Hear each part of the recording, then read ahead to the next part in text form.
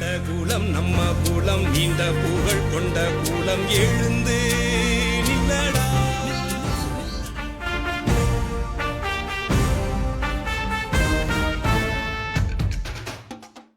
ஒன்று வந்து நாயக்க இன மன்னர்கள்லாம் சேர்ந்து ஒரு பாளையம், இன்னொன்று வந்து மேற்கு பக்கம் வந்து நெற்கட்டான் சேவல் ஜமீன் ஆண்ட பூலித்தேவருங்கிற தலைமையில் ஒரு மரவர் பாளையங்கள்லாம் ஸ்ட்ராங்காக இருக்குது. இதில் பூலித்தேவர் தான் தலைமை தாங்கிறார்.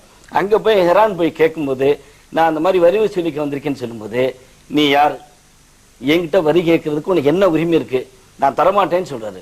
நாங்கள் வந்து ரொம்ப கஷ்டப்பட்டு வந்துட்டோம், ஒரு 20,000 கொடுங்க அப்படின்னு கேட்டதுக்கு ரெக்கார்டில் எப்படி இருக்குன்னு கேட்டிங்கன்னா, வாய் விட்டு சத்தமாக சிரிச்சாராம் புலித்தேவர். நான் தான் தரமாட்டேன்னு சொன்னேன், திருப்பி கேட்டுக்கிட்டு இருக்கீங்கன்னு.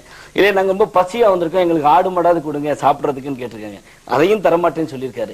ஸோ இதை வந்து திருப்பி நம்ம வலிமையான படையோட வரணும்னு சொல்லி திரும்பிடுறாங்க.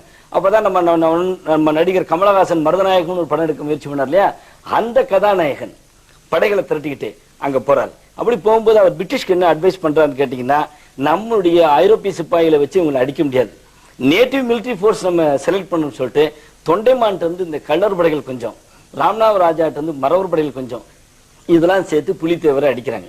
அப்போ திருவாங்கூர் சமஸ்தானத்துல மார்த்தாண்டவர்மன் ஆட்சி பண்றாரு, அவர்கிட்டையும் மரவர் படை இருக்கு. ஸோ நம்மளை வச்சே நம்மளை தோக்கடிச்ச பெருமை தான் அவனுக்கு கிடைச்சது.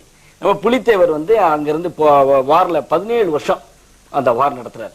மிகப்பெரிய போர். அங்க என்னன்னு கேட்டீங்கன்னா, அவன் பிரிட்டிஷ்காரன் எழுதியிருக்கிற ரெக்கார்ட்ல அவர் புலித்தேவருடைய கோட்டை வாசுதேவநல்லூர்ல ஒரு குண்டு போடுறாங்க, ஓட்டை விழுந்தது. சரி, இனிமே ஈஸியா நம்ம அடுத்த முயற்சி எடுக்கலாம்னு சொல்லும்போது அந்த ஓட்டை அடைபட்டு இருக்கு. என்னன்னு பாத்தீங்கன்னா, ஒவ்வொரு மரவரா வந்து மார்பை காட்டி நிக்கிறாங்க, திருப்பி பாம் அடிக்கிறான். அடிச்சுன்னா அந்த பீஸா வந்து ரத்தமும் சதையுமா தெரிச்சு அந்த கோட்டை புறா செதுருது. அப்பதான் அவன் பாக்குறான், நிக்கிறவன் புறம் மனுஷங்கன்ட்டு.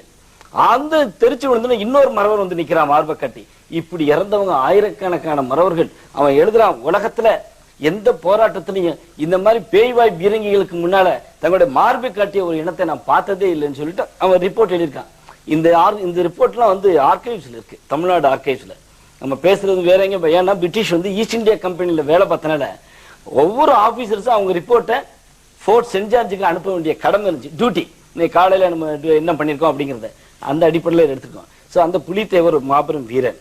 அதுக்கு பிறகு பார்த்தீங்கன்னா, ராம்நாட்டில் முத்துராமலிங்க சேதுபதினு ஒரு ஆட்சி பண்ணார். அவர் 7 வயசுல கைது பண்ணி கிட்டத்தட்ட அவர் ஒரு 8 வருஷம் வச்சுட்டு பழையபடிக்கு அரெஸ்ட் பண்ணி நம்ம ஃபோர்ட் சென்ட் ஜார்ஜில் அவர் இருந்தார். டோட்டலா 22 வருஷம் அவரை சிறை தண்டனை அனுபவிச்சார்.